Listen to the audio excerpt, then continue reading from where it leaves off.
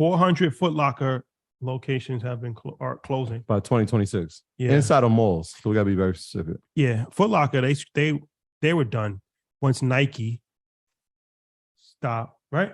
Nike doesn't have their shoes in Footlocker anymore. They still have them. They're pulling back. They're pulling back 30% of the inventory. Yeah, on Footlocker. Yeah, it's tough because I mean they're just a retail that just provides other retail stores equipment, right? So like they don't have a shoe, they don't have their own clothing, they just stock other brands. T-shirts in there.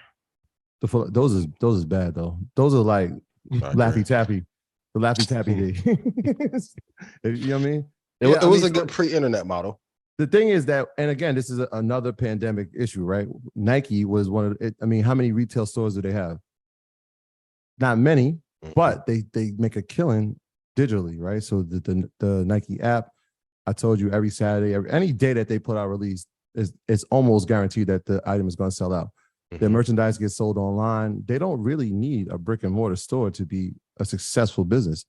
And so why pay another brand or another company to put their merchandise inside of it when they could just sell it online, right? And you see Adidas doing the same thing. They have their own flagship stores. And so if you take all these brands, start saying, hey, we're just going to have our own flagship stores, and you're the store that used to supply all of them at the same place, I mean, you almost kind of become irrelevant, right? Like we saw East Bay was one of the brands that was under them, and East Bay doesn't exist anymore, right? So they have a few other brands under them, Champs and not Champs, but Finish Line.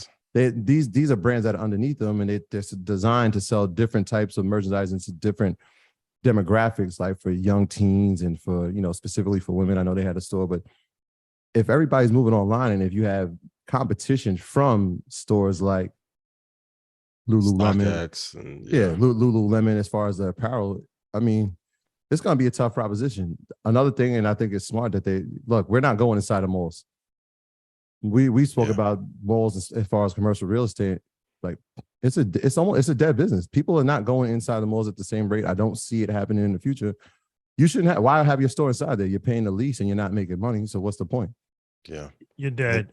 We're gonna put them on a DOA segment. Footlocker's native apparel that they sell is like it's the equivalent of shopping at Walmart. Nothing wrong with shopping at Walmart. No, there's nothing wrong with it. It's just the equivalent of it. We know some dudes used to shop at Walmart. Yeah. I remember when Champion used to be in Walmart about a decade ago. Wait, no. I never shopped at Walmart. Yeah, I wasn't. But respects to anybody that does. But I'm Shout just out to everybody. Footlocker is the equivalent of Walmart. So I'm saying that to say that's not something that's sustainable, just using their own merchandise. Yes. So, it's not a good business model to rely heavily on other brands, because in case when Nike decides to pull 30% of their merchandise from your stores, you're screwed. Yeah. You're gonna take a hit.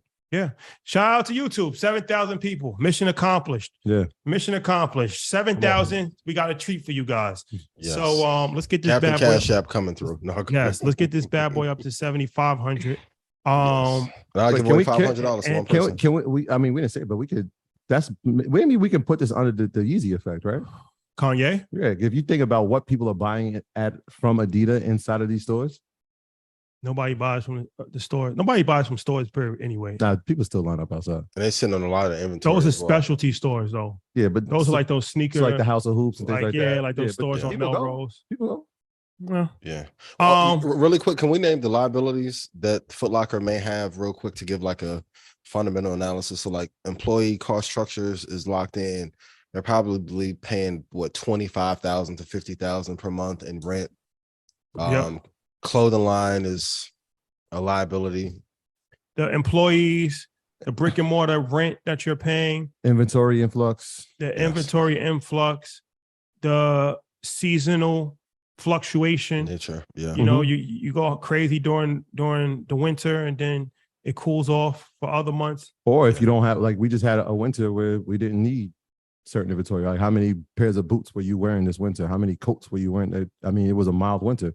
And so then again, now you have a mass inventory that you didn't move. 32 in New York is a mild winter because y'all kept saying that when I was there. And I was freezing. 32 is all right. We can live with 32. As long as it's like no snow, snowstorms. And here's another thing. In business, you either what I realize in business, this is a gem. You either want to be low low end or high end. High end, yes. There's The middle end gets screwed. So low end, like this is Target, this is Walmart. You make Dollar a lot General. of money. You make a lot of money on the low end.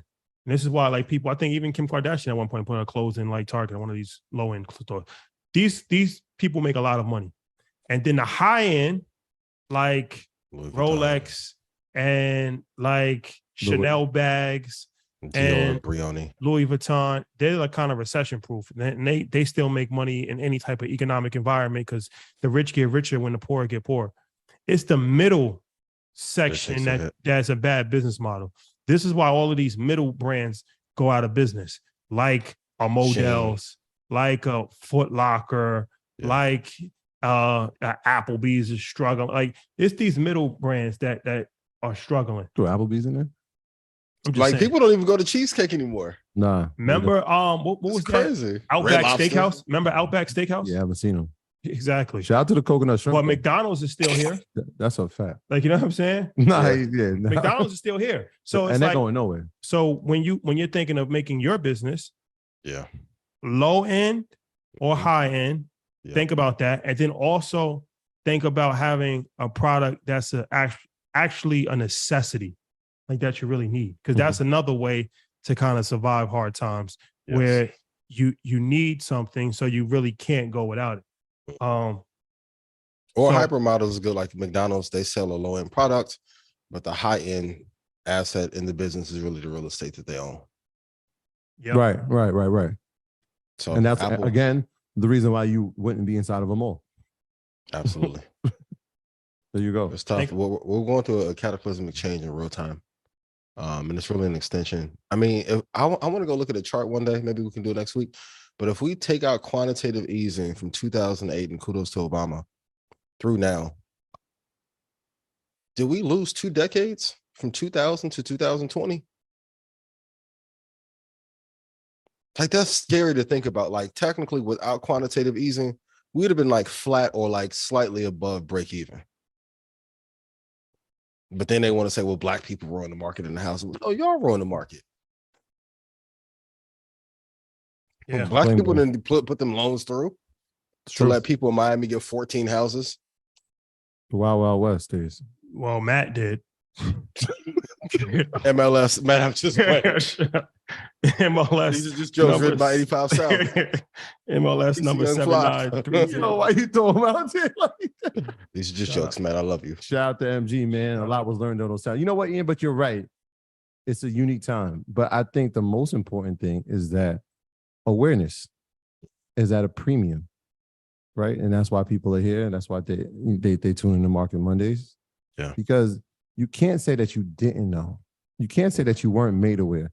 What you choose to do with the information now, or how you choose to execute or implement it, will be up to you. But the fact that it's like, because some people might say in 2008, they knew what was happening, but they didn't understand it. Yeah. I think every week we're coming here, every time something happens, we're giving a pretty good explanation of what's happening. And so that, we can make educated decisions now.